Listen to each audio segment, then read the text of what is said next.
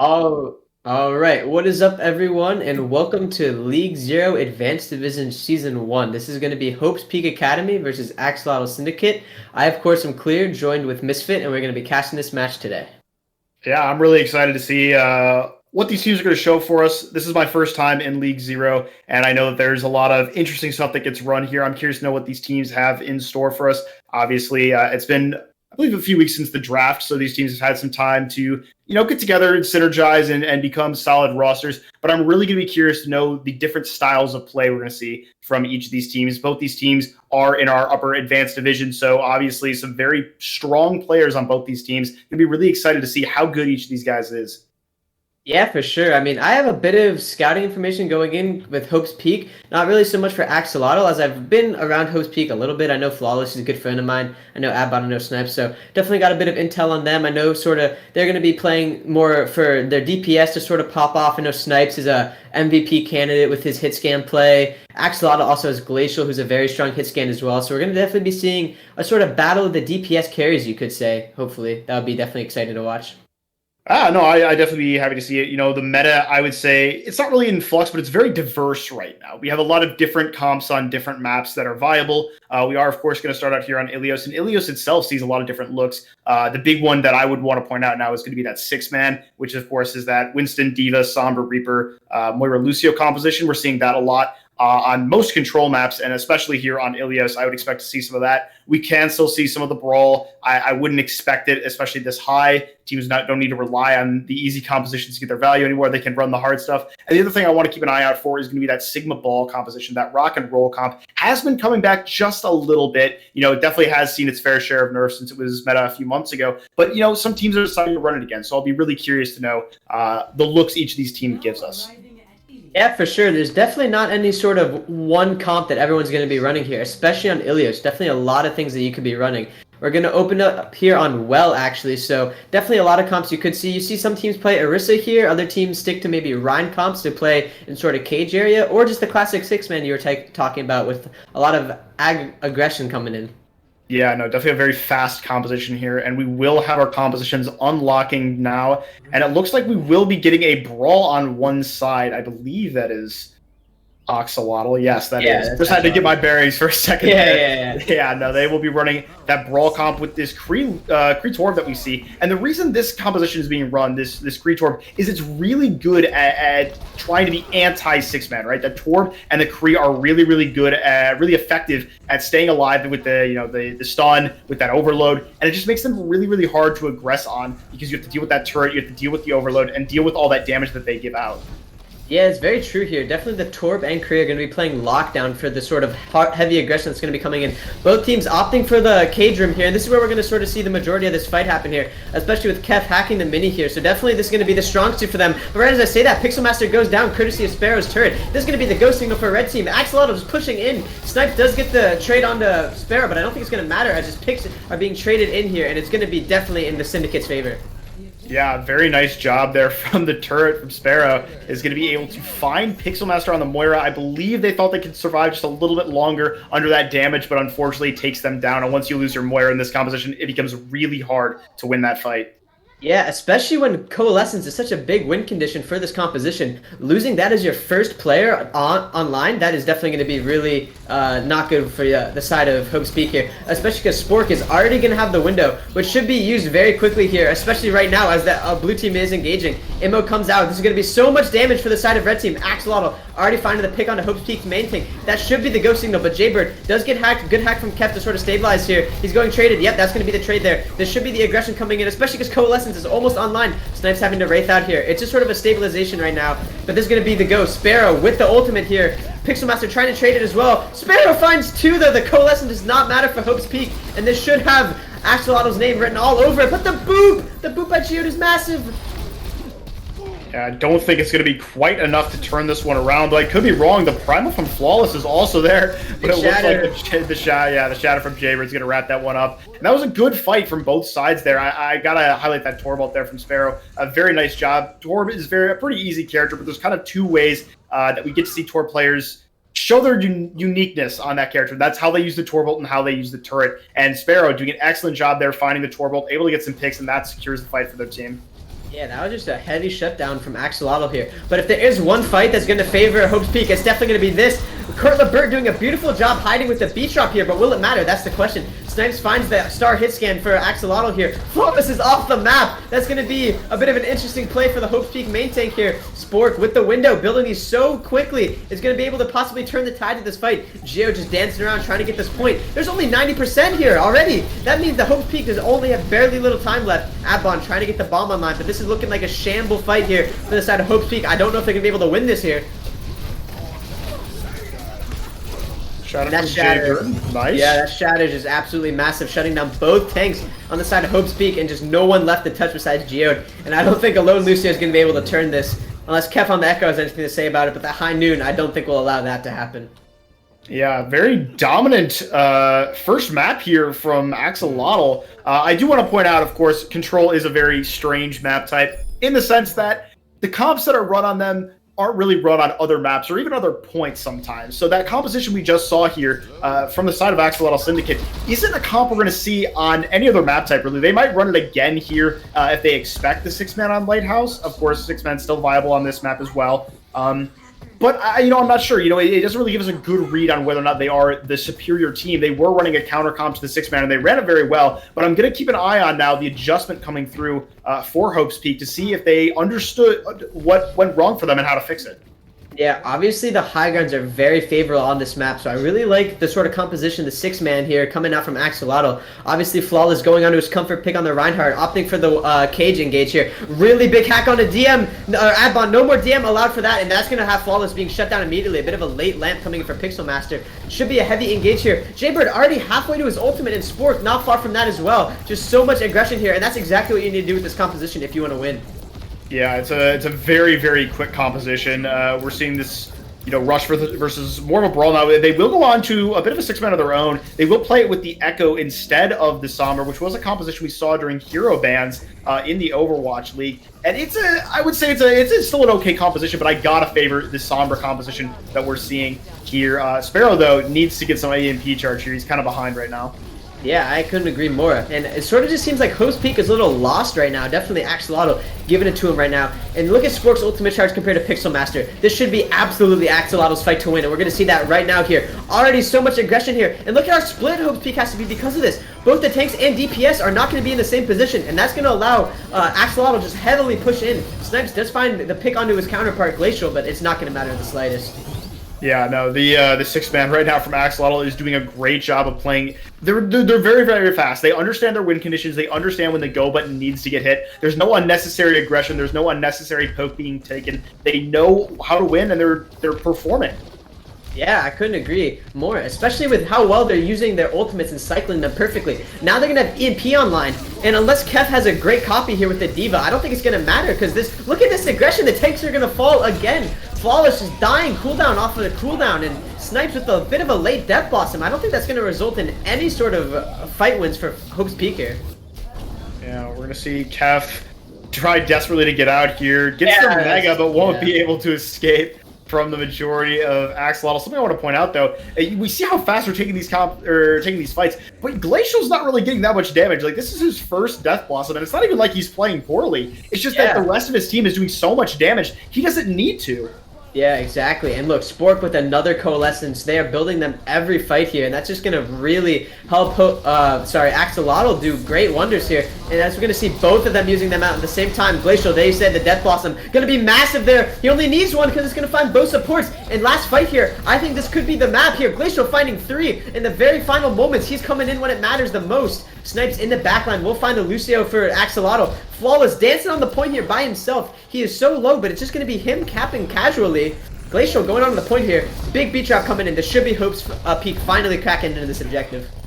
Yeah, I don't really agree with the beat investment there. They might need it to win the fight, but even still, Geo's going to find a nice beat. So yeah, that should be the fight now. I think this will go the way of Hope's Peak, but the problem now for them they're going to have to deal with is Sparrow's got the CMP and Geo just used the beat. So now Kef's EMP has to be bigger. It needs to be massive, or else this map's going to go the way of Axolotl.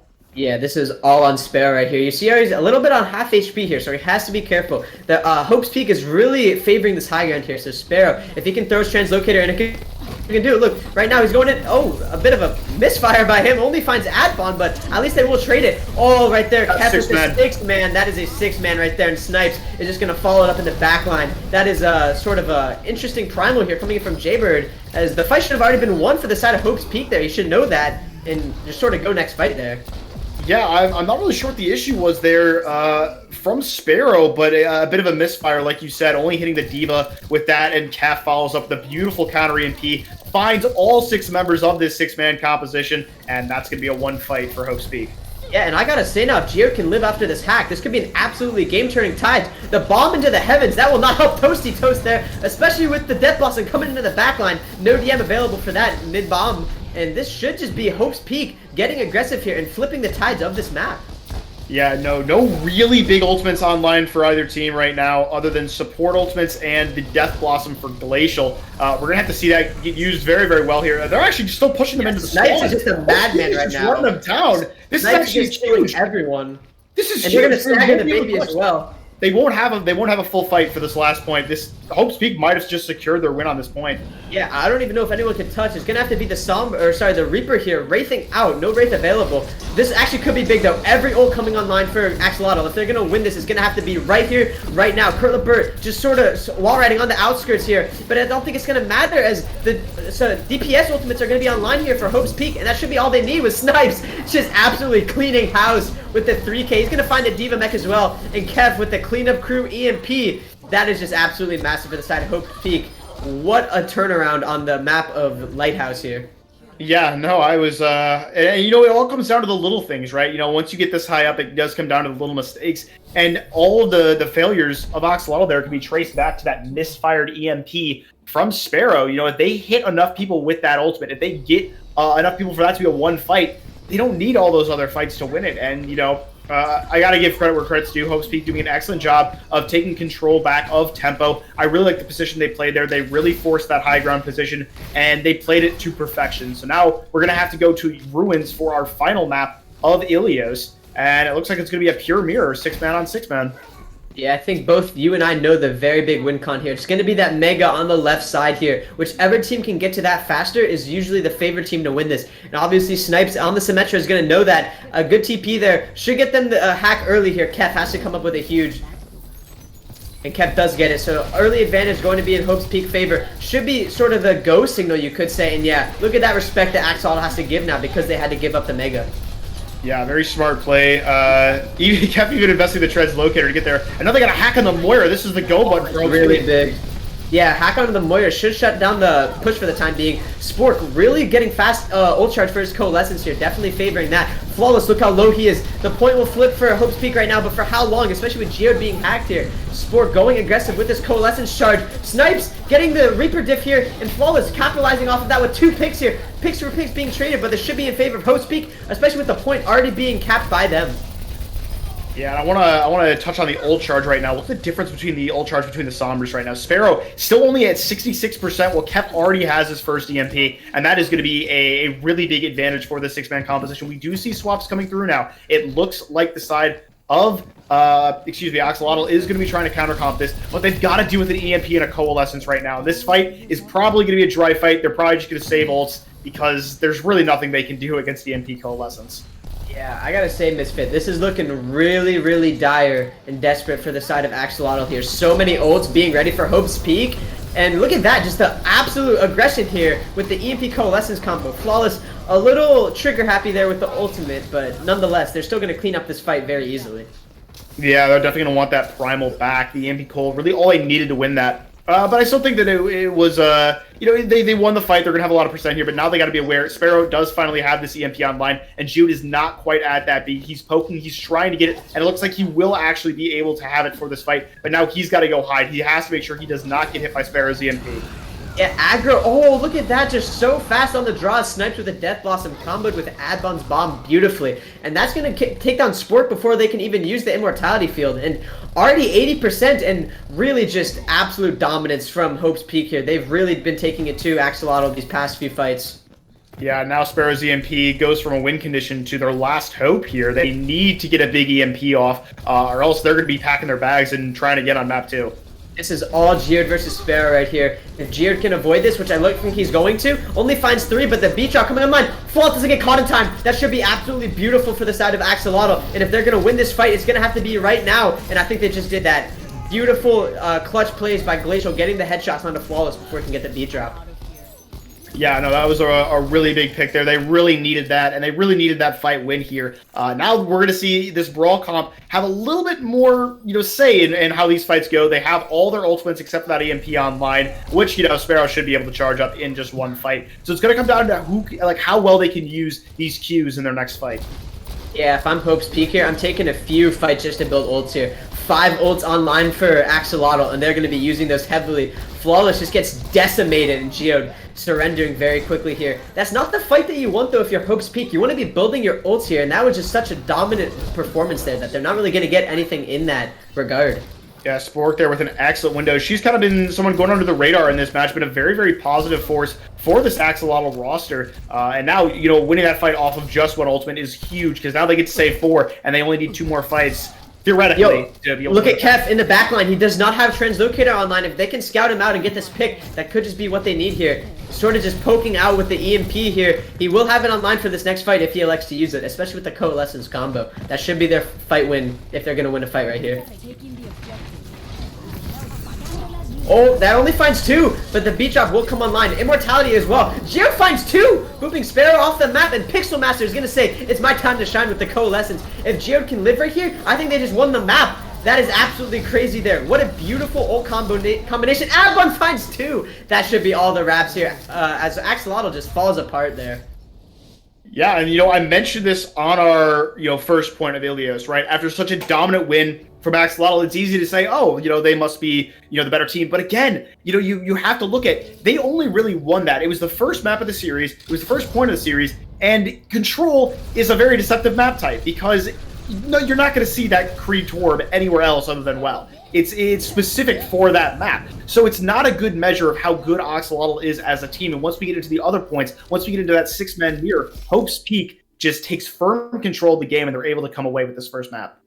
Yeah, that was absolutely clutch by the side of Hope's Peak. Really just turning the absolute, just randomly, it was 99% on Lighthouse, and if they lost one more fight with that Sparrow EMP, that would have been first map for Axolotl 2-0. But now Hope's Peak came back, and they're up now, all because of the great clutch plays by both Snipes and the rest of his squad there. Really nice from Hope's Peak, sort of staying calm and collected and going back into that map and taking it.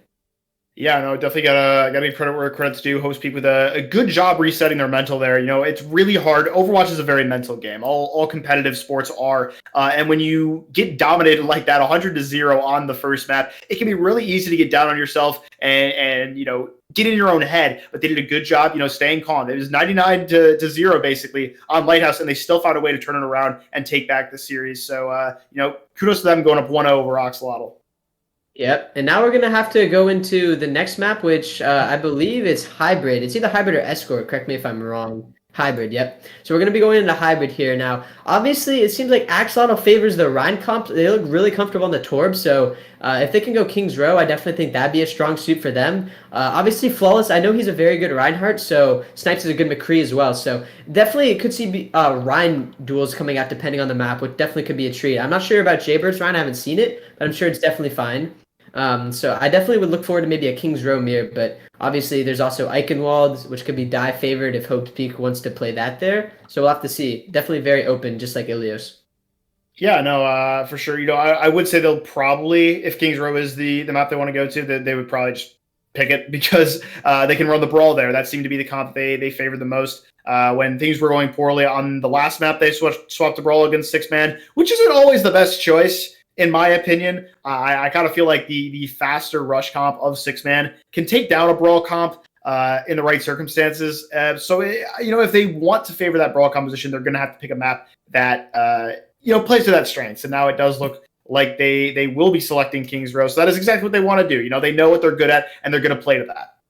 Yeah, I definitely think that swap, like you said, to the sort of Rhine composition on Runes was more just a comfort pick, right? Because think For about it, sure. they just won 100-0 on Well with it, so I'm sure they were thinking, we're sort of getting destroyed right now on the six-man mirror, let's switch back to our comfort, and that's definitely what they're going to be able to do here, all on King's Row, because it's obviously one of the best brawl maps in the game, and Hope's Peak is actually going to be going for the attack here, so they want to be definitely going super aggressive and get super big time bank here. Otherwise, they would usually pick the standard defense and try to full hold. But it seems like Hope's Peak is very confident in their play right now. Oh yeah. No, I was confused for a second. I was like, why would they do that? And then occurs to me, right? Like they want to set the win condition for themselves on the defense here. So they obviously also we call this scrims row for a reason, right? Every team has played this map, and so even though Axolotl is the one choosing the map, it is possible that Hope's Peak also has some sauce. Yeah. They also know what they're doing. A lot of teams play this map all the time, so Yeah. We'll see. Definitely Hope's Peak is prepared for this map, so I'd love to see how this map ends up going. I think it could go either way. Definitely Hybrid is one of those maps where one simple mistake could absolutely turn the tides of a map, and we definitely saw that last map, and I think it could be even more here, especially with like cart progress and defensive holding. So we're going to have to see that here. There's 5 seconds left until the heroes, and I'm assuming we're going to see 2 Reinhardts, probably a McCree as well, something like that.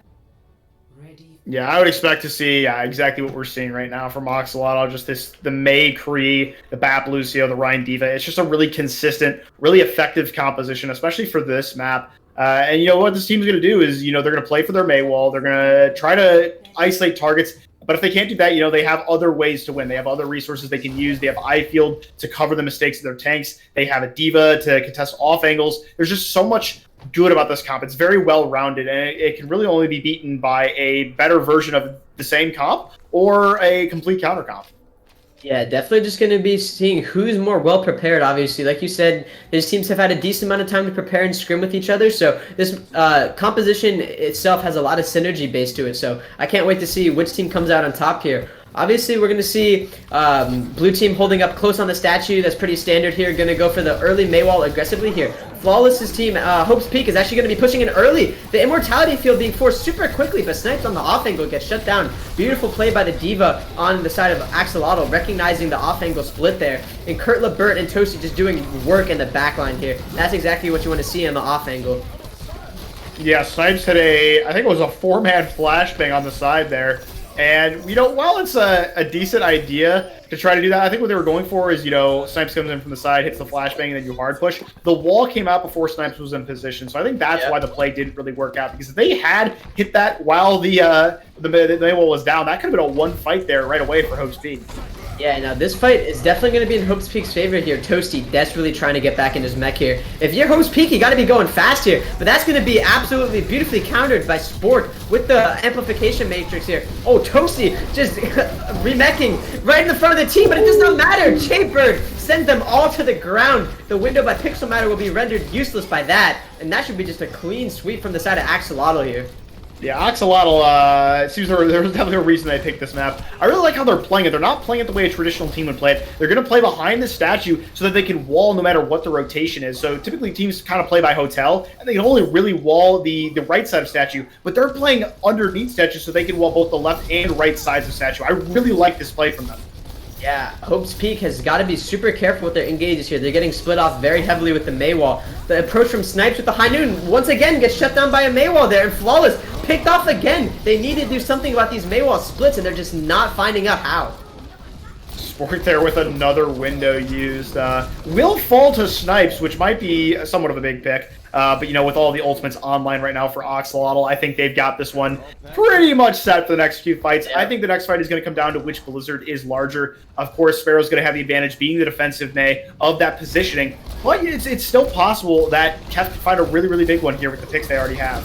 Yeah, look at how aggressive Hope's Peak is going here. They recognize both supports are not with their team here because they're going back from spawn. Glacial with the High Noon gets eaten up by Adbon. So many ults being traded here. This is an absolute mess of a fight. But that Blizzard is massive from Sparrow, finding 3 inside of it. And that's Glacial just cleaning up beautifully from that. Yeah, it was a really nice play there from Axolotl. You know, they could have pushed their advantage with their ultimates, but they decided to play it safe, wait for their respawns, and they just kite the aggression we saw from Hope's Peak and re-engage with their ultimates, and they use them better. They're able to take another fight, and once again, you know, Hope's Peak's kind of back to the drawing board here. They're out of Qs. They just have a Diva Bomb. They've got to find a way to make this work. Yeah, that was a heavily ult-favored fight there from both sides here. Definitely a dry fight going to be coming up. Kef on the Junkrat. Definitely an interesting swap, but I sort of don't mind it necessarily. Definitely going to be getting some spam damage in here. Maybe that's how they're going to expect to break the Mei wall. And that's how they're going to do it right now with the bomb from Adbon, splitting off the team. And the stun from Snipes. That's what you love to see with that combo, finding two there. Obviously, Glacial's going to roll in desperately, trying to find a pick on the Snipes, but that won't matter in the slightest there. Beautiful combo coming out from Hope's Peak to break the hold that Axolotl had. I don't think I've ever seen that. I'm not saying it's never happened. I'm just saying I don't think I've ever seen a flash on a Reinhardt be combo with a Diva Bomb before. But, you know, if it's not broken, don't fix it. They're able to win the fight off of it. So, I guess good job. Yeah, I've definitely seen that before, but you know, the one thing I haven't seen, a mirror of Junkrats on King's Road. That is definitely an interesting thing that's going on right here, but Kef almost has the Riptire, and in my personal opinion, Riptire is like a really, really good ult, so if they can get that online for this fight, that should be all she wrote here, especially because Pixelmaster will have this window to sort of push in. Wow, right as I say that, both teams, oh, look at that, Jaybird is trapped here, should be able to be picked off. No, he's not. Kef gets taken down somehow. Even trades here. They're gonna have to stabilize here for both sides. Yeah, you say even trades. I actually think the trade kind of favors Hope's Peak here. You know, they only lose their Junkrat. Yeah. The Diva is going to be lost now, and that's a really, really huge pick. Their Diva, a very effective part of this composition, and now they're going to have to fight a 5v6. Yep, Mirror of High Noon's coming out. Glacial using his very early, not finding anything. Snipes getting good space with that, and that's going to be a full reset here. You see Sparrow top left going in with the Riptire here. Definitely going to be getting so much space for Axolotl here. Kept trying to neutralize with his. And the beat drop, this is being absolutely traded here. Geode will get taken down for his efforts there. And that should be just what Axolotl needs to break this offensive stand from Hope's Peak. I don't like the decision from Kef to use the Riptire there. You know, once that Riptire gets popped, you mentioned the space that Hope's Peak has to give up now. You know, once that gets popped, they got to back up. They've got to be aware of it. They got to look where it's coming from. They can no longer push. So using the Riptire after the other Riptire has been used doesn't really give your team a huge advantage. Absolutely. And now the one benefit that Hope's Peak will have is they're going to have both support ults online. Obviously, Kurt Lebert just used his beat drop here, and Spork's going to have to try to stabilize here with his own window. That's going to find two with the Shattered Jaybird. Always being very efficient with these shatters here. And Sparrow getting the Junkrat pick onto Kef. Window being used here. Pixelmaster, if you look at that window, it's not really getting them too much space here. That's sort of a one-way ultimate, if you would. But that Shatter will find three. I don't think it's going to matter, though, as he gets taken down mid-animation. This is a very messy fight, but it will favor Axolotl, man. Geode used beat in that fight, and I wasn't a big fan of him using the ult in the first place. But then using it and hitting no one, that's going to be an ultimate they're going to want back, especially with the Riptire coming online for Sparrow, a Diva Bomb for Toasty Toast. The other beat on the enemy team coming online, and the signing from Glacial, you're going to want that defensive ult back. Yeah, if I'm a betting man, I think this is Axolotl's point right here. This is just so many ults that Hope's Peak is going to have to deal with, especially with Sparrow getting the pick on this flank. Kef gets picked off here. Snipes with his own flank. Both DPS from Hope's Peak getting a bit cheeky here, but I don't think that's going to matter, as Axolotl just does not care. Yeah, this is looking dire right now for Hope's Peak. They are completely stopped at this choke. Now they're going to be onto some stall picks here with Flawless on the ball. They're going to have to make sure they touch, but I'm not sure even if they do that it's going to be enough. Yeah, Abon having the desperation touch. Kef with the last second Riptire will find two. He cancels the beat drop. Are you kidding me? Wow. And Toasty uses the ball, finds two. How? How does Toasty Toast get away with that? Oh my gosh.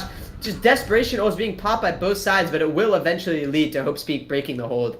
Yeah, Flawless is going to actually go back and try to get on the Reinhardt now.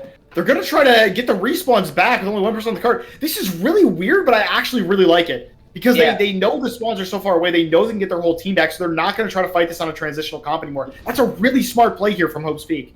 Look at Sparrow, though. I think Sparrow's position just wins them the map right here. Look at this flank tie that's going to happen. They have no clue that this is happening whatsoever. Right, let's see how big this is. It can be absolutely massive if they go now. He's not even gonna, he's Riptiring in front of them. He does not care. That should be 3. Yep, 4. Yep, that should be doing it.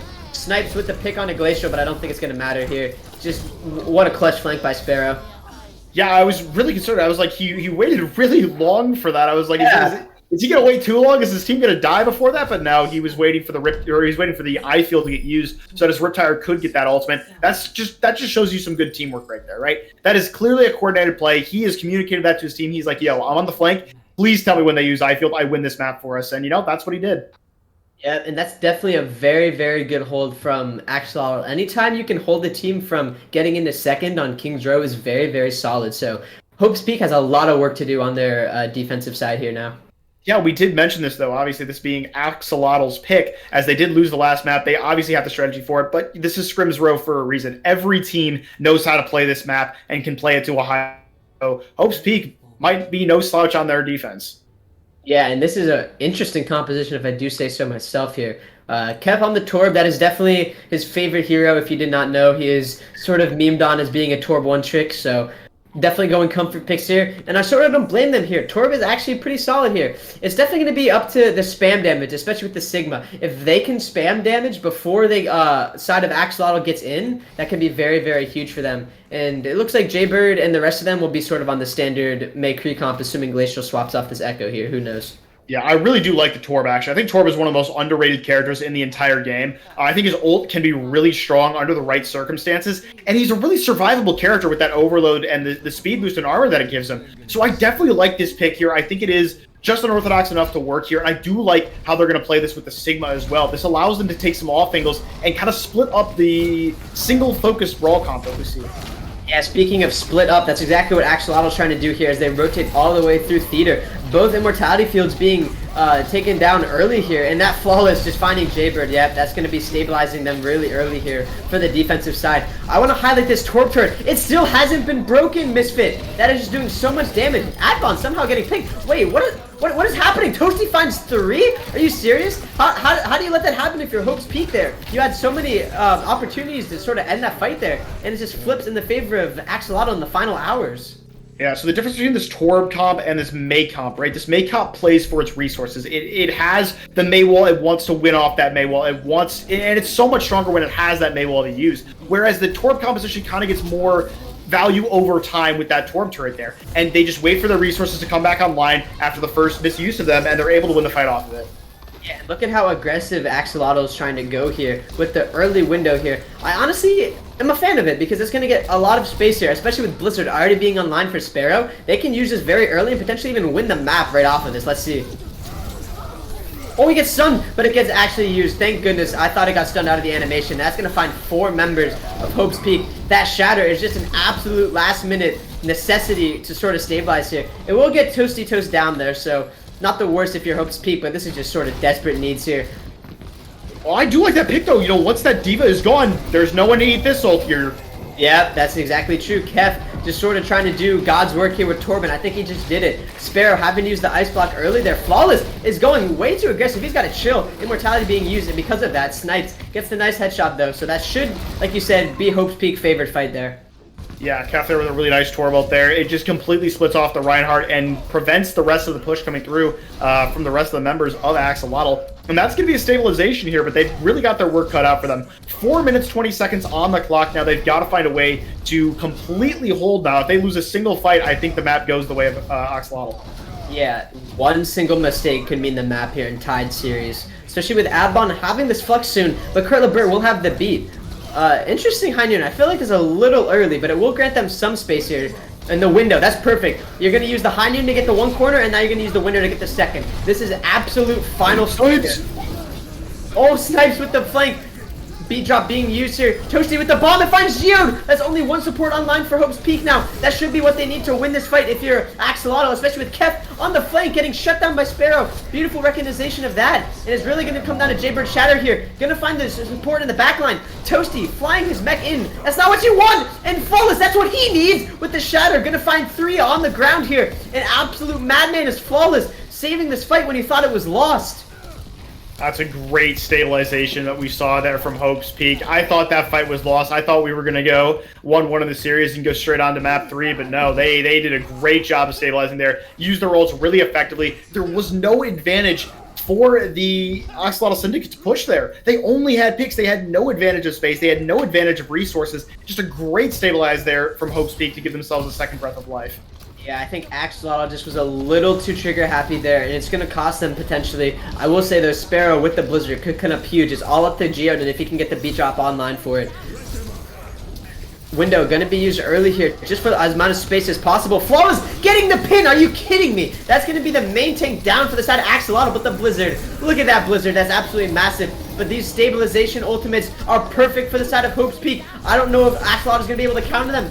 As I say that, though, the bomb on the cart could be just what they need. Boop! It gets booped. Only apple on the cart, and that beat drop should be all she wrote. What a beautiful boot from Kurt. Should just be winning them the map here, tying the series. Wow.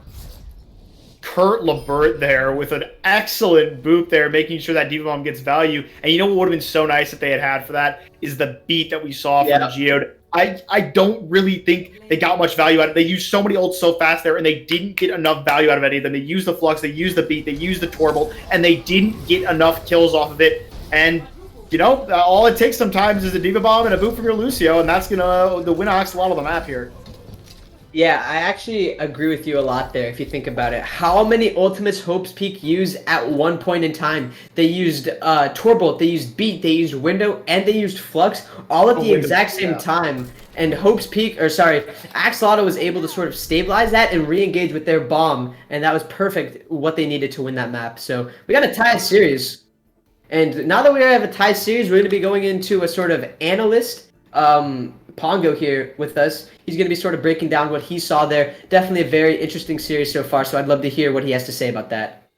All right, thank you, Mr. Clear and Misfits. That series, yeah, I had to scroll down to the spectators list to see it, honestly. But this series has been incredibly momentum based. So we opened out on Ilios, and it did not look like Hope's Peak had played together as a team, or not Hope's Peak. Yeah, I said that right. Never mind. Oh yeah, Hope's Peak. It hadn't looked like Hope's Peak has played together on a team. Flawless is getting caught out. Pixel was getting caught out. It was pretty bad. They didn't really have any fights until Snipes and Kef just decided to win the map for them. Yeah, exactly.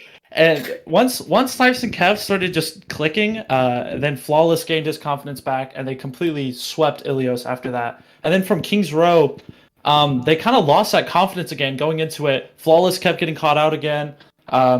Jaybird and Axolotl were taking the initiative, and it was working really well. And they pretty much never looked back after winning the first fight on King's Row. Very, very 50-50 from one team starts winning and they keep winning for a while until the other team starts winning and then they keep winning for a while. And there's not very much back and forth. Unless you mean like back and forth in terms of one team winning and then the next team's winning. Very interesting series so far. It's hard to pick a favorite. I couldn't agree more there. That's pretty much all I have to say. Well, we can discuss a little bit here. I do kind of want to talk a little bit about how these teams have. You talk about the momentum in this series, and I do think map picks are a big part of that. You know, both these teams now having won on their map picks. And I gotta ask, you know, we go into. I'm not entirely sure what our next map. I think it's Rialto. It's Rialto. Okay. Rialto? So, like, let's talk about it a little bit. You know, this is Hope's Peak. Words are so hard for me. Hope's Peak's map pick. There we go. I got it. Thank you very much for coming to the TED Talk. What do you think we're going to see here from each of these teams? Well, I think Axolotl's going to want to play Brawl, and then Hope's Peak's going to want to not play Brawl. Mm-hmm. And then I think it's going to be a very interesting clash of styles. Yeah. Hope's Peak is definitely favoring their DPS here. Obviously, like I said, Snipes is very proficient on the Widow. He's very good at the Ashe, McCree. So I think we could be saying sort of a maybe spam-ish composition. I know Kef is really good at Torb, Echo, those types of characters. So if they can maybe get a spam composition going here, that could be what they want. And obviously, like you said, Axolotl is definitely favoring the sort of Brawl here. They looked really, really comfortable on their Rhine there. So that could be an option for them as well. All right.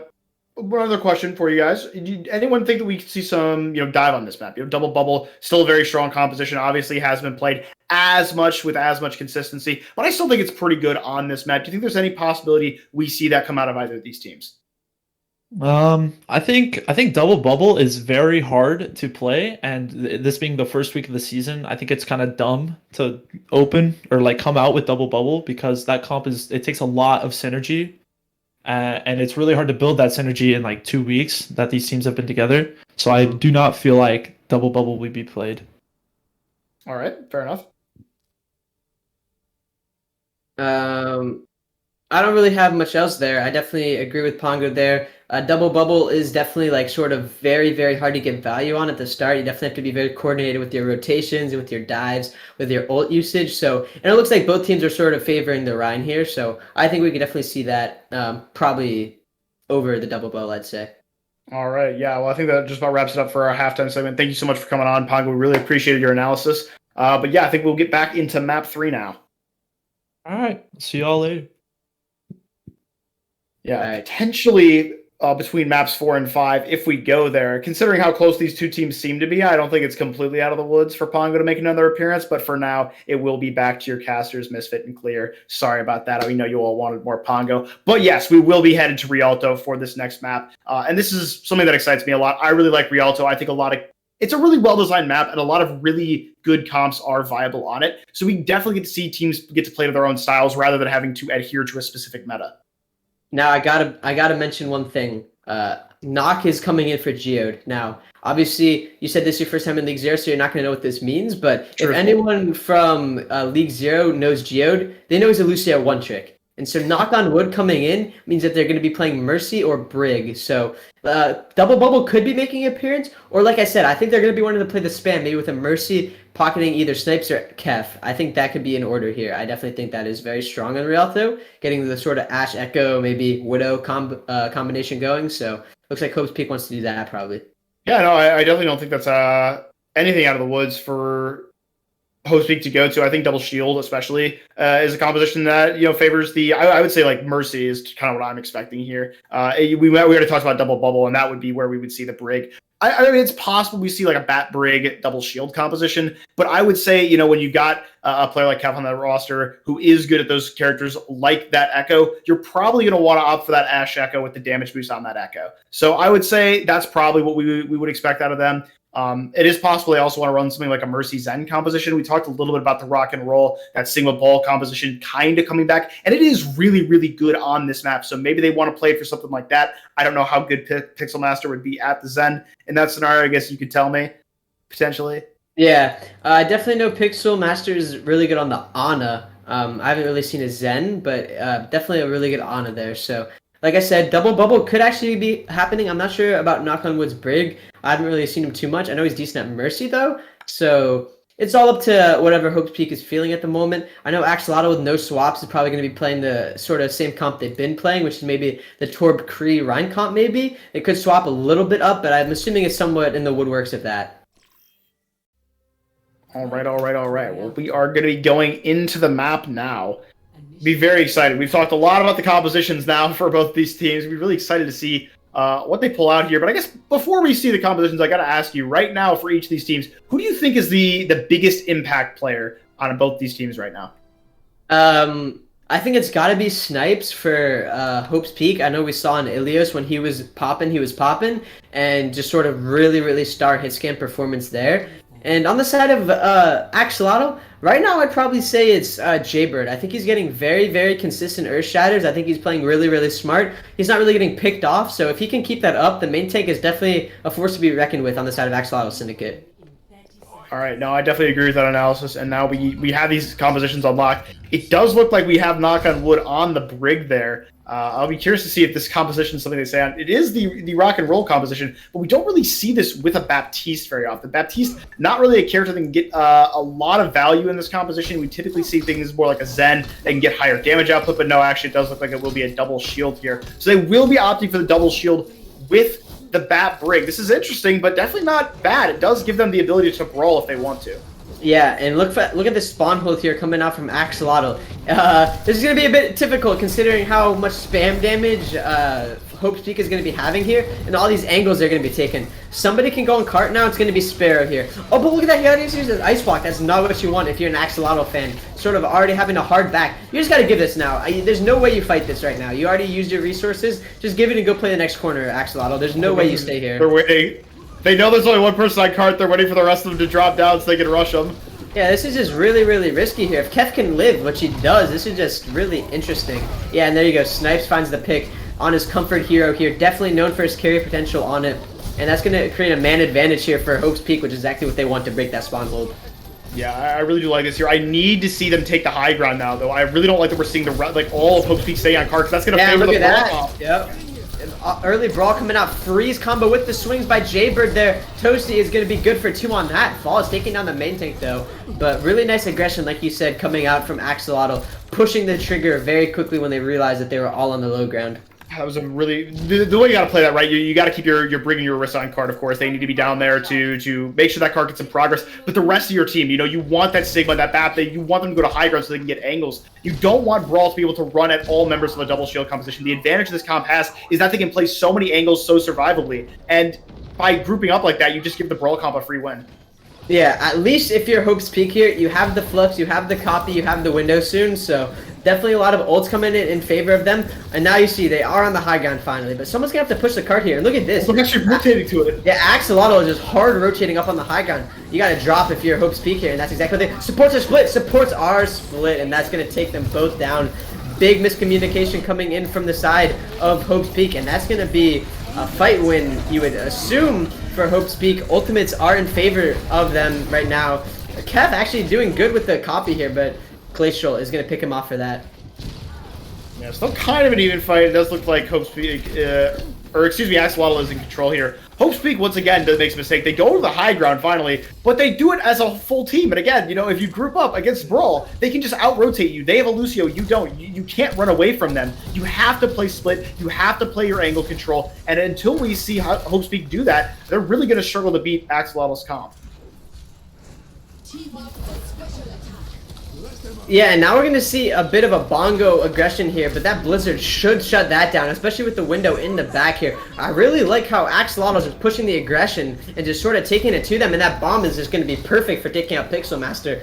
Obviously, the window will still be up for them. The BAP dying does not matter in that regard, and Toasty is going to have to back up, or he's going to lose his mech. Not Toasty, you got to get out, bro. You got to get out, thank you. Oh, and Glacial is not taking my advice as he gets taken down there. And this is going to be a desperation touch, but they do have beat drop, so this could be winnable for them. They're going to pop the rally here and go in. The B gets traded now.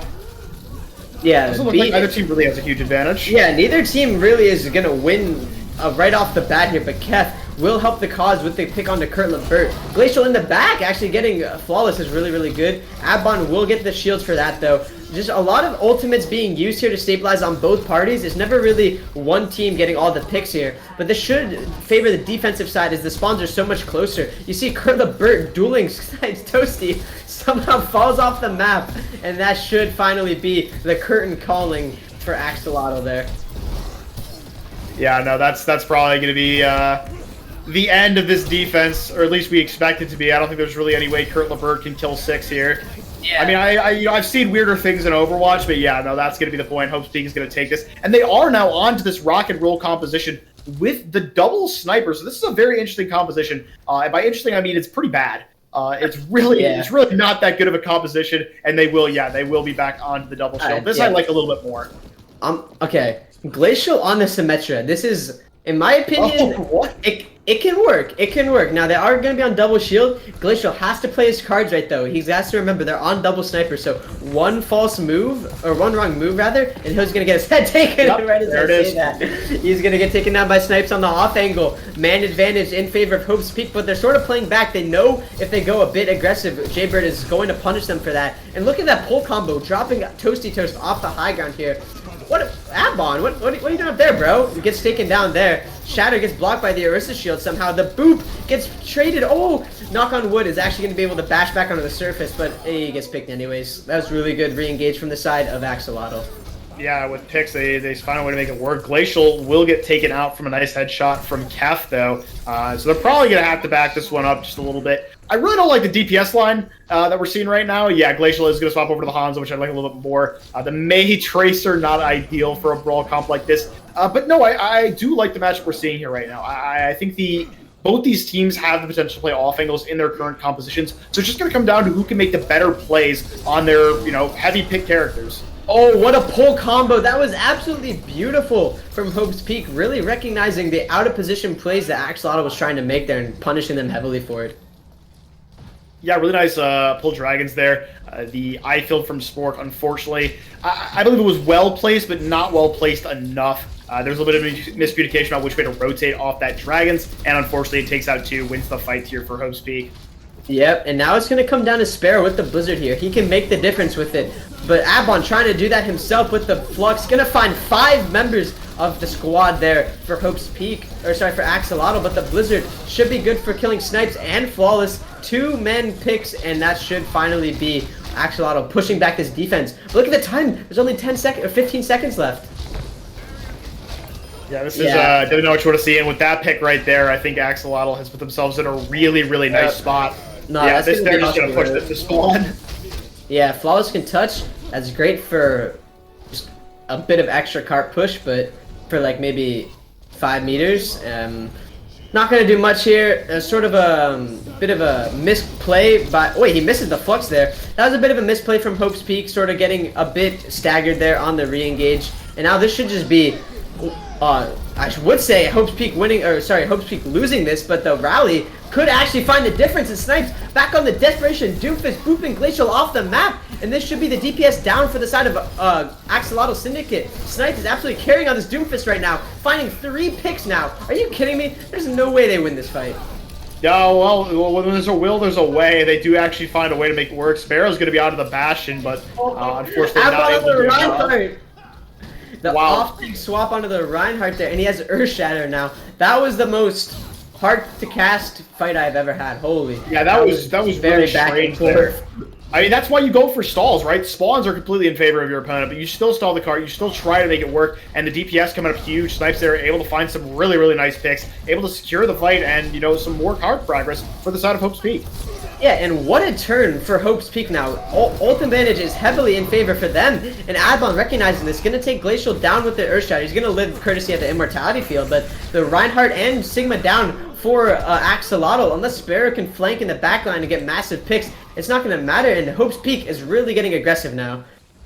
Yeah, Hope's Peak senses that the momentum's in their favor, and they're really taking advantage of it, pushing all the way up now to the spawns of their opponents here. And this is, one fight away from being a done deal on Rialto. They might be able to cap all 3 points here.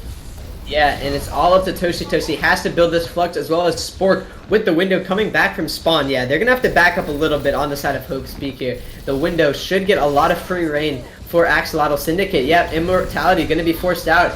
Glacier with a beautiful headshot taking down one of the DPS for Hope's Peak. A bit of an interesting Flux there. He's going to miss it. That's not what you want to see if you're an Axolotl fan, but 5 seconds left. It is do or die for both sides here. Sparrow realizing that and gets knock on wood there. Immortality is still available for Axolotl. That's absolutely massive for them to go aggressive. Snipes on the Hanzo now. Just the DPS roulette for the side of Hope's Peak here. But I think Axolotl finally managed to stabilize here, courtesy of Hurtlabert's beat drop there. Yeah, no, it's looking pretty dire now for Hope's Peak. I think Axolotl has secured the hold there. But, you got to give props to Hope's Peak there. Because that one, looked like it was going to be a second hold, and they turned it into an almost completed map. So I definitely think they should be happy with that. The momentum is still in favor of Hope's Peak, at least I feel. And so now we got to see what Hope's Peak is going to pull out on their defense here, because they need to be able to stop them at some point on this map. Now, that's got to be the win condition. They need to be able to stop them before 3rd point if they want to win this. Yeah, if you're either team, you're pretty happy with the hold overall. Obviously, if you're Axolotl, you're a little bit upset that you couldn't manage to hold out on that fight on 1st point. But other than, 2nd point. But other than that, decent from both sides here. I'm assuming both comps are going to be the same for each side. They seem to be pretty favoring both sides. Flawless on the Orisa. Yep. All right, gotcha. So definitely seeing the comfort picks coming out from both sides here. Yeah, now knock on wood is going to be off the Brig onto the BAP, and this is something that I wanted to see. I wanted to see if they would try to run this comp with the Zen. Obviously, I think now at this point in Overwatch's history, we've decided that Brig and Mercy are better with double shield than Zen. Zen is good. Zen is definitely not bad with this composition, but the Mercy and the Brig just give your team more options. Like the Zen gives your team damage, right? You can win the shield war that way. You have Discord. That's definitely good, right? But the damage boost on the Mercy accomplishes nearly the same thing. And you have a Resurrect. That's really good in double shield because usually when people die, it's in positions that the enemy team can't easily access. You can get that res off very easily. And of course, that Brig gives you the opportunity to brawl. So I think this is a very risky composition, but I do like it coming out of Hope's Peak. Yeah, Hope's Peak will have so much spam damage coming out, especially with the Zen Discord Orb. It's going to be all up to the tanks on Axolotl being able to manage their shields properly. If they can do that, they can hopefully stabilize and get the picks with their DPS here. And obviously, they're going to be having to be forced onto the low ground here. High ground definitely in favor of Hope's Peak. Look at Snipes, though, in the courtyard all alone. If they can manage to find him there, that should be the opening. Look at how much card space they're being able to give up if you're Hope's Peak. They're not really going to like that, especially because Adbon will get the pick on the Glacial, which is nice. But overall, so much card presence is going to be Axolotl, though, which, they're going to lose the fight, but at least they got so much card space. Yeah, no, there's kind of a 1v1 going on between Adbon and the Mei there.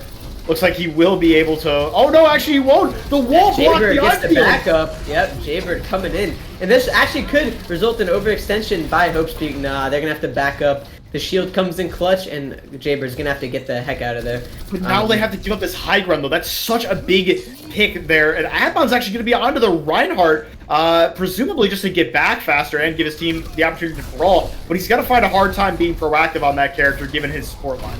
Yeah, that's a bit of an interesting swap for stall. I mean, Diva exists, but anyways, Kef will have the Dragon Strike here, so that could be the stabilization needed there. Glacial on the Hanzo, finding a key pick onto the Star hit scan, and this is going to be a very sloppy fight here. Jaybird going to have to go in the back line to find a big shatter, and he does exactly that, but Adbon on the swap, the Reinhardt will get him in terms of that, but other than that, it's looking like Axolotl has this point with their name all over it. Yeah, once they get rid of these stall picks, it's going to be a done deal here. I would love to see Adbon get off this Reinhardt. I understand that he might like the funny German man, but you have double sniper and you have Zen. You're not going to have any fun on that character. You're just going to get run down, my guy. And think about it, besides the shield that's going to be burned down easily, he's not going to be a very big help in the slightest for his team. And sure, he has Earthstatter, but unless he can get past the 2 shields that Axolotl Syndicate has, I think it's rather useless. Especially with 5 ults going to be online for Axolotl here. So much damage going to be coming in, and that's going to just be ult traded for ult here. Obviously, Sparrow with the Blizzard is going to be traded out for Pixel Master's Transcendence, and this should be Toasty Toast getting the picks that are needed to win this. Adbon getting taken down. Earthshatter's nullified for that regard, and yeah, you got to get off this Rhine if you're Hope's Peak. Yeah, I think Admin might have just been like, okay, I had ult, I might as well stay on it. But I disagree with that. I don't think the Shatter is a good enough ultimate against the composition we're seeing from Axolotl to stick on it. I think he should have swapped back onto the Sig, give his team better resources for that next fight. And now they're looking at a very precarious situation here. I don't even think they're going to touch. And now Toasty, yeah, they don't even touch. And Toasty could practically win his team the map here. He has Flux and Pixel Master, unless he builds it insanely fast, will not have the Transcendence online for it.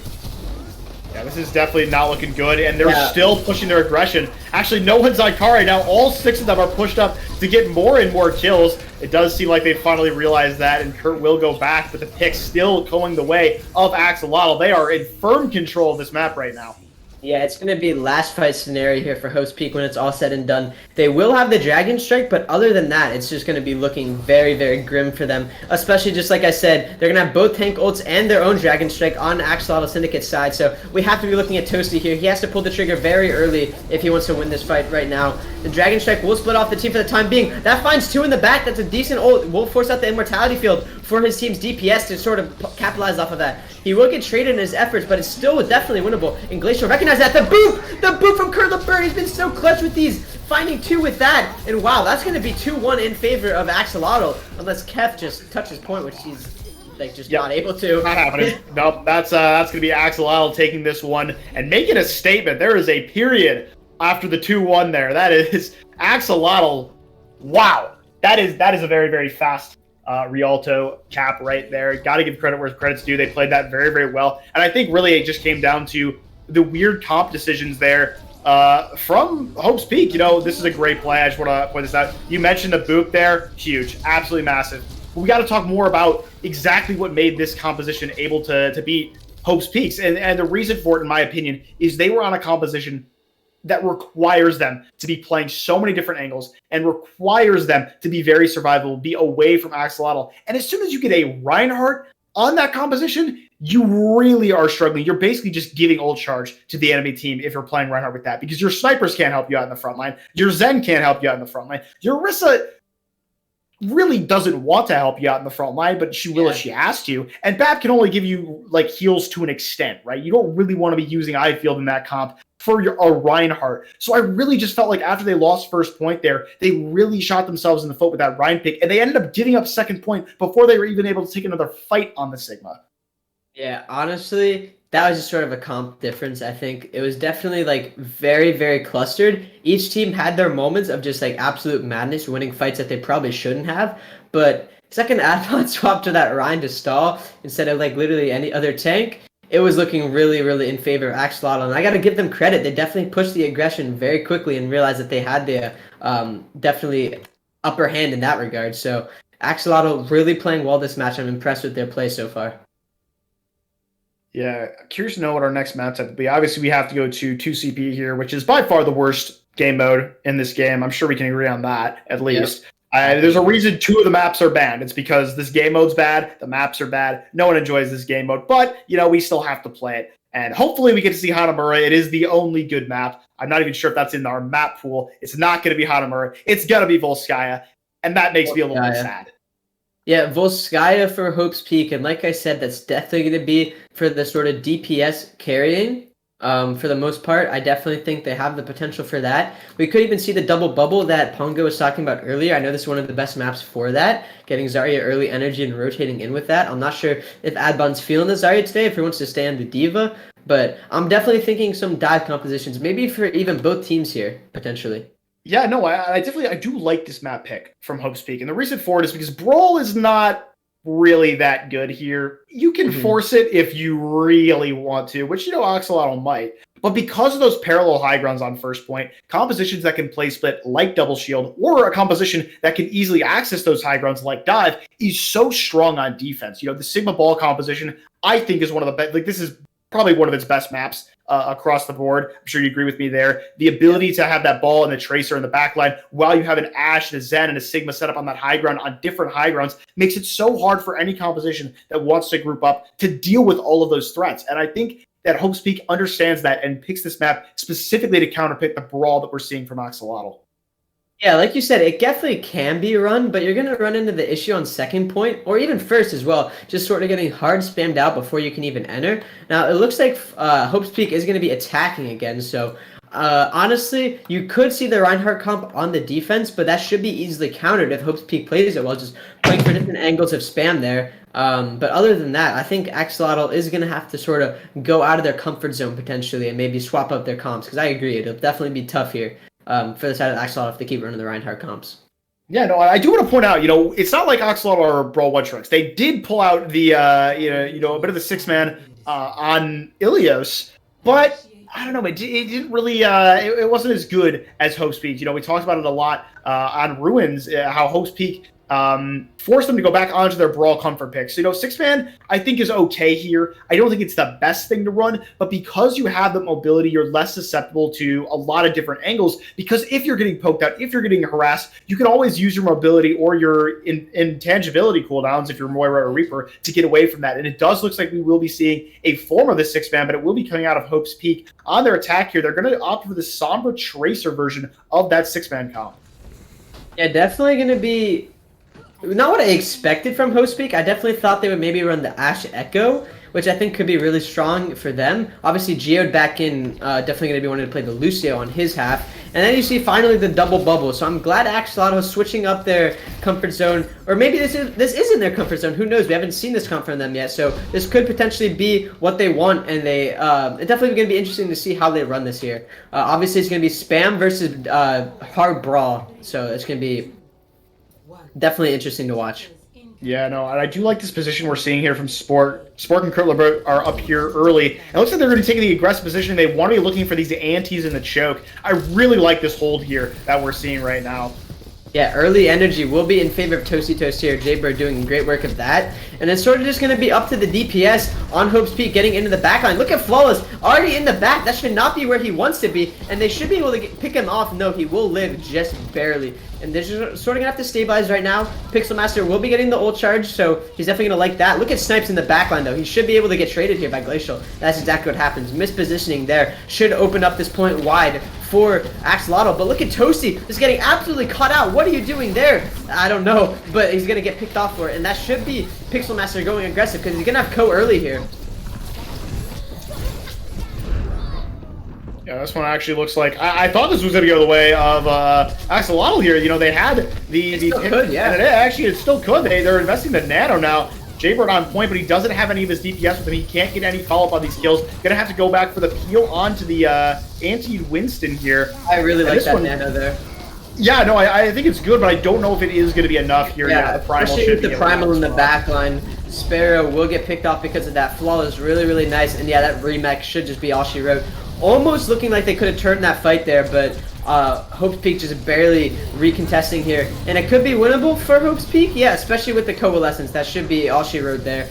Really good aggression coming in from Hope's Peak. And now I got to mention, look at the ultimates they have compared to the ultimates on Axolotl.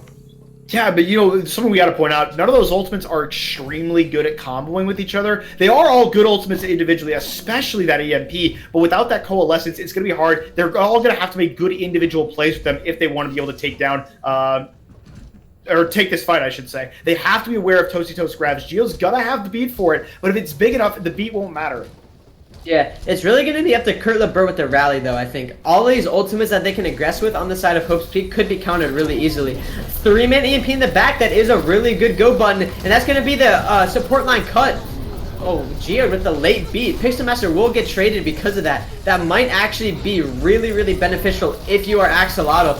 Oh, big pulse! No, Flawless just barely gets out in time. This should be all for Hope's Peak unless Kurt LeBurt has anything to say about it with the rally here. This is going to be a last-minute touch.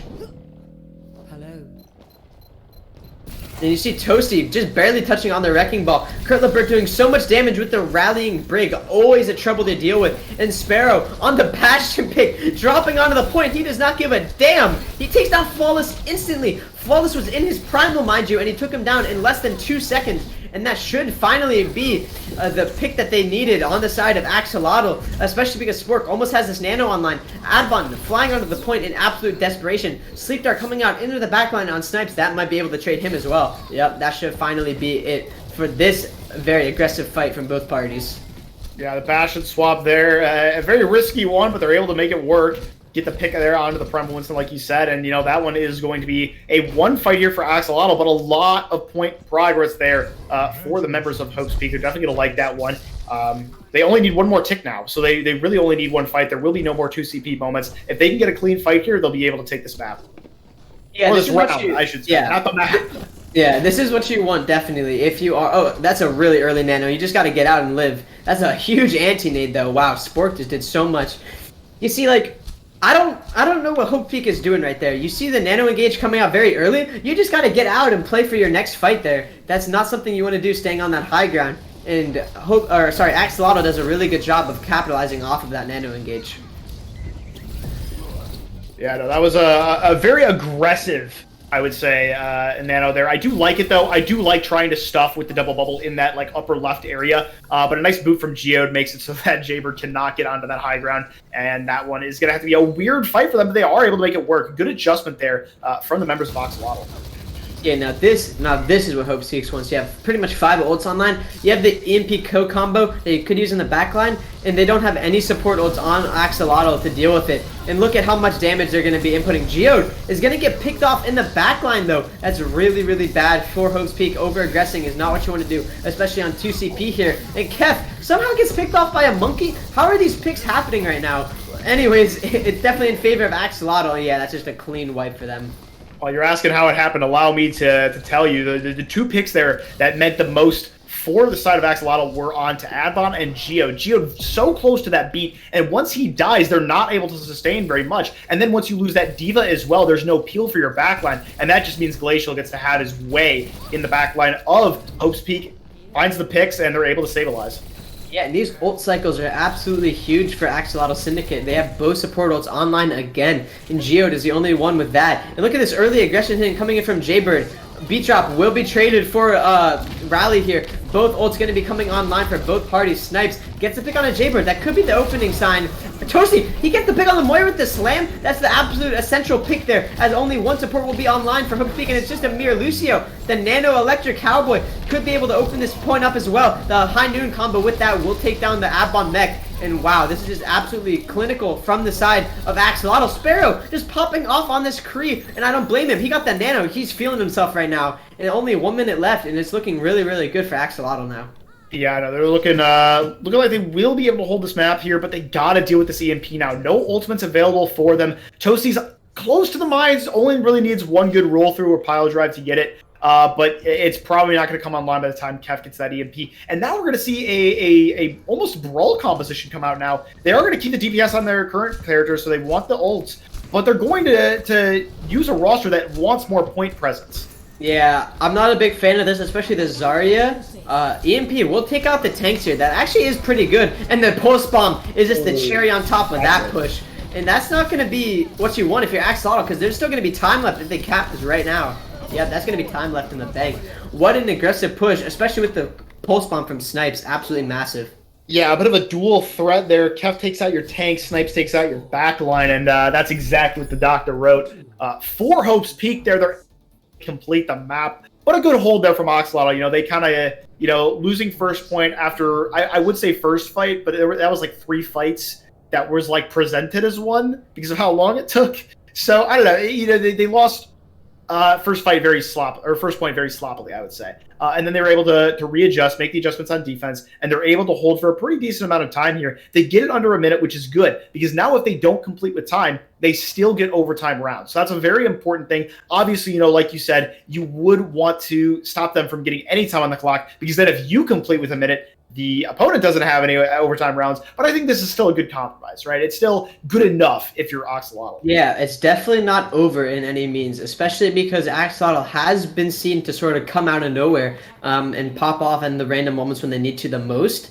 And with this double bubble comp, I think that can definitely happen. They're going to have to be wary of the hard aggression that's going to be coming out from Hope's Peak here. Obviously, the Reaper going aggro with the Moira is definitely what you're going to want for the side of Hope's Peak, going against a double bubble comp that plays more slow and plays for more rotations. Assuming Toasty doesn't stay on this Orisa, of course, which I can't imagine he will.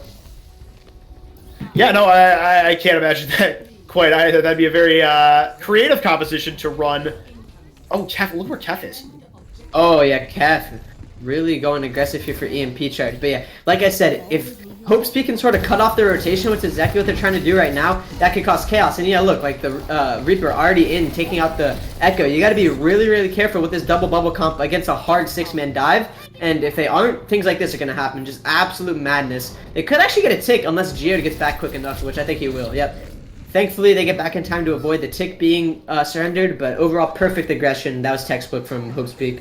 Yeah, no, I really like how they played that there. It makes it really hard to win a fight in that tight choke unless you're able to get an ante down, which they weren't able to do. And yeah, now it's just be a reset here. I think we're going to see Glacial probably go again for the point touch, try to give his team some space in that choke.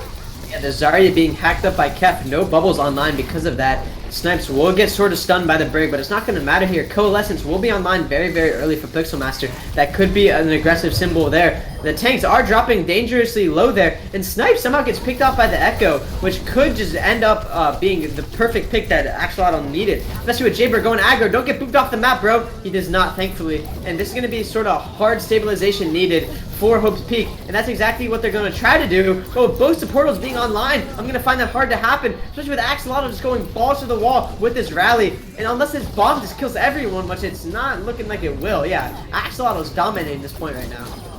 Yeah, no, that was a really good use of the resources. Double Bubble is a composition in which you need to play for your win conditions. You cannot be doing anything stupid. You cannot be taking any unnecessary actions. And they do a really good job of playing to their win conditions, playing to their advantage, playing for that nano. And as soon as it comes off, that fight just looks completely in favor of Axolotl. Yeah, and now you have grab pulse for the side of Axolotl.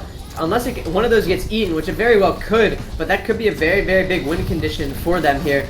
But Kurt Lebert, yeah, you still have to be super careful of this aggression, and it looks like they're sort of not realizing that at the moment.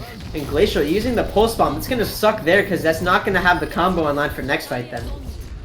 Yeah, no, I was a little bit worried about Hope's Peak's chances here for this defense, considering they didn't have that EMP online, but they're able to make it work with minimal ult usage, and I really like that.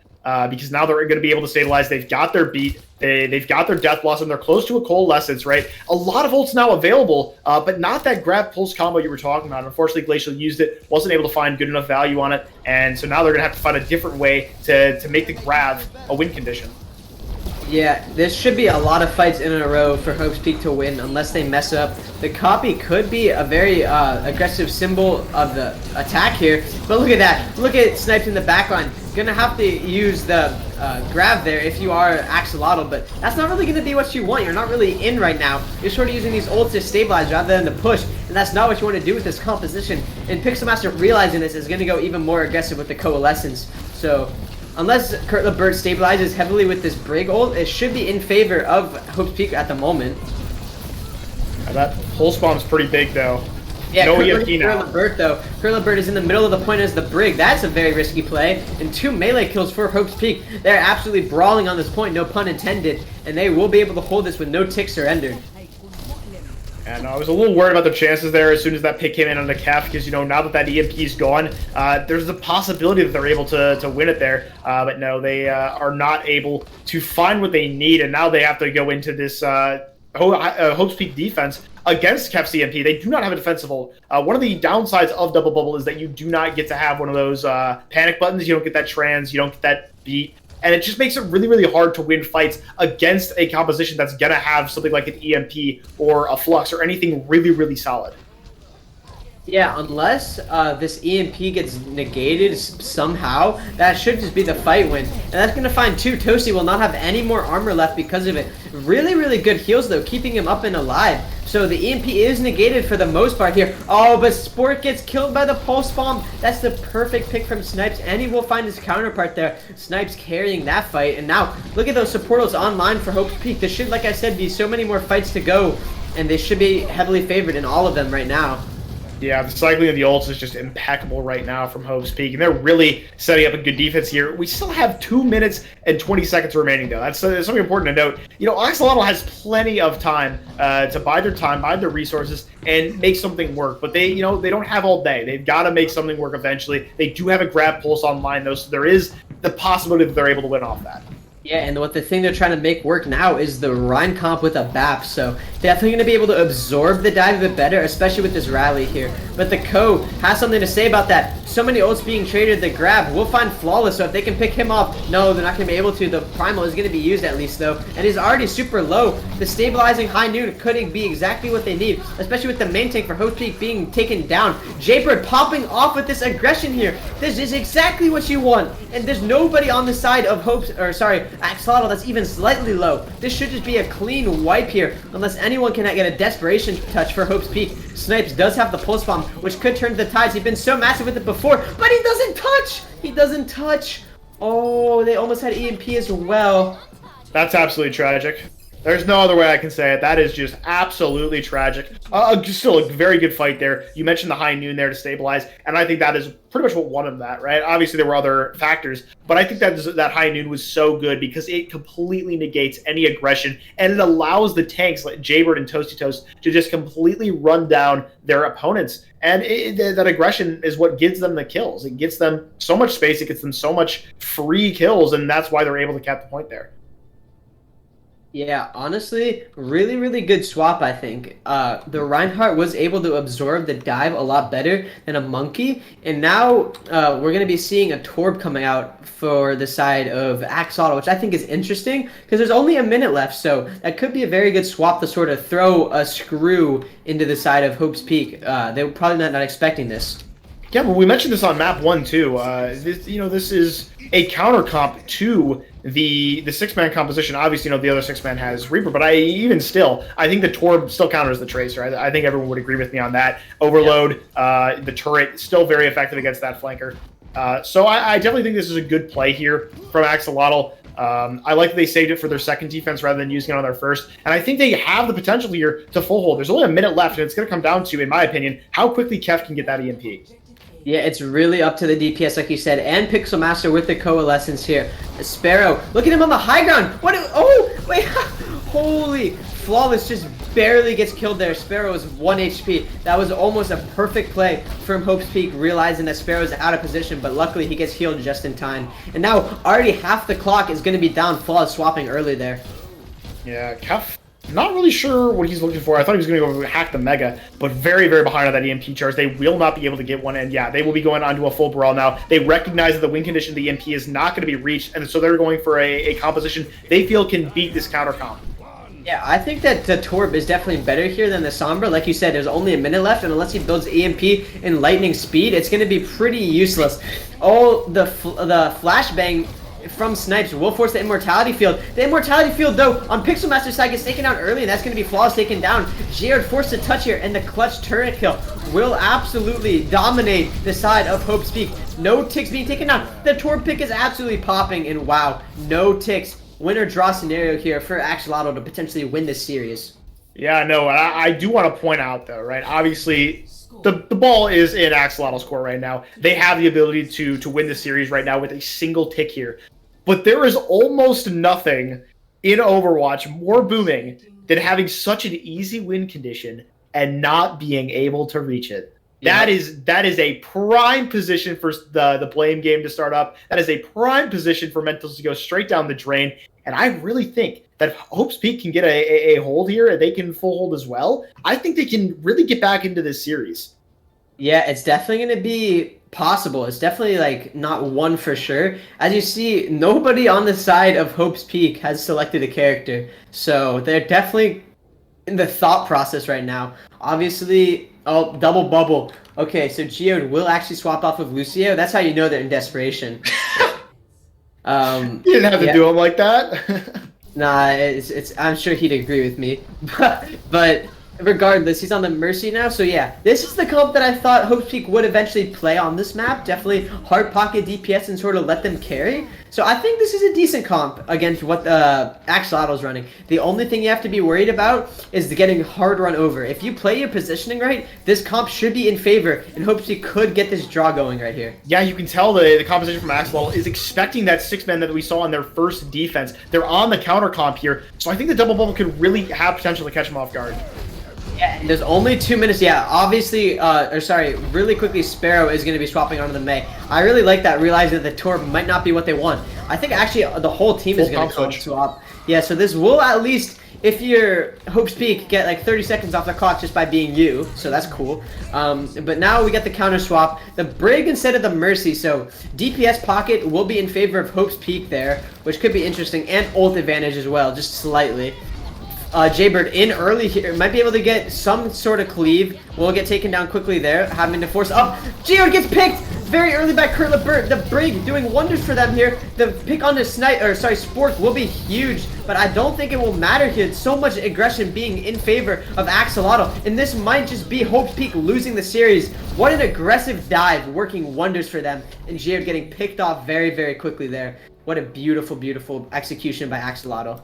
Yeah, no, you mentioned that Geode was a bit of a Lucio one trick, so I was concerned about how the Mercy would play there. Mercy in double bubble is very scary. You have to play very smart. You need to play positioning very, very well, because against another dive composition, you can get caught out of position really easily if you're not smart about it. But, that's pretty much exactly what happened. Axolotl doing a great job of finding the pick there, and they're able to take this map and take the series.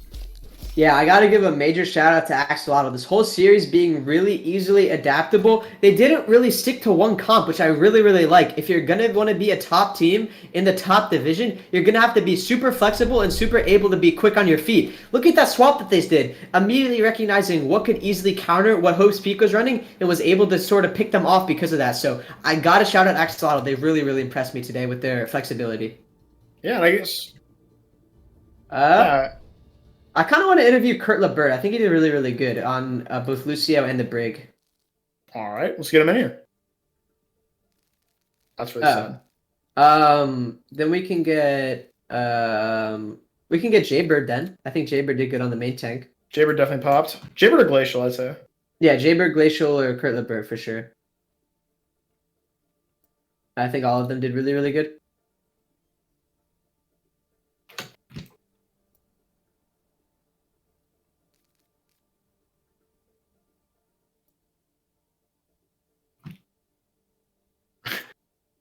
All right. Well, it looks like we're having a little bit of a technical difficulty on our end getting the player in the lobby, but I guess we can talk about. I believe we are getting Jaybird in here, if I'm not mistaken.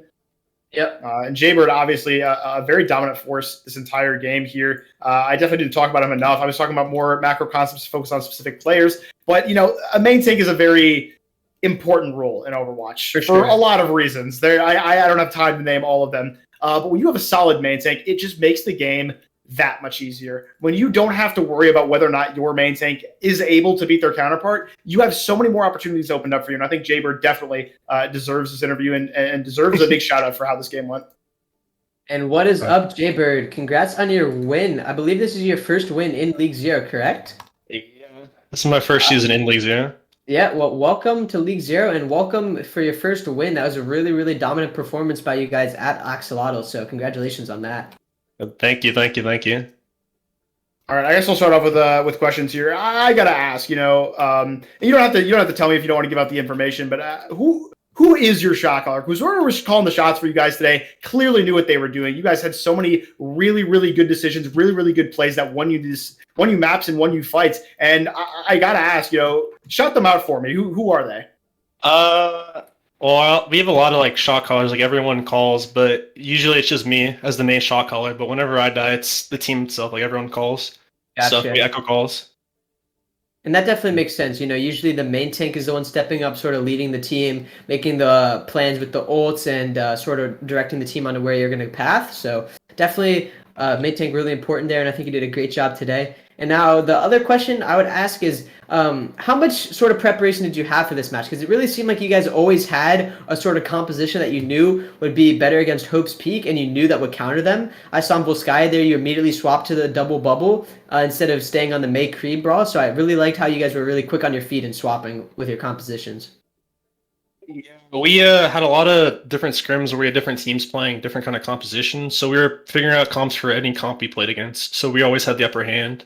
And we immediately knew that playing against their double bubble, we had the better double bubble. Not the trash or anything, but I trust our double bubble better than the brawl thing we were running. So Gotcha.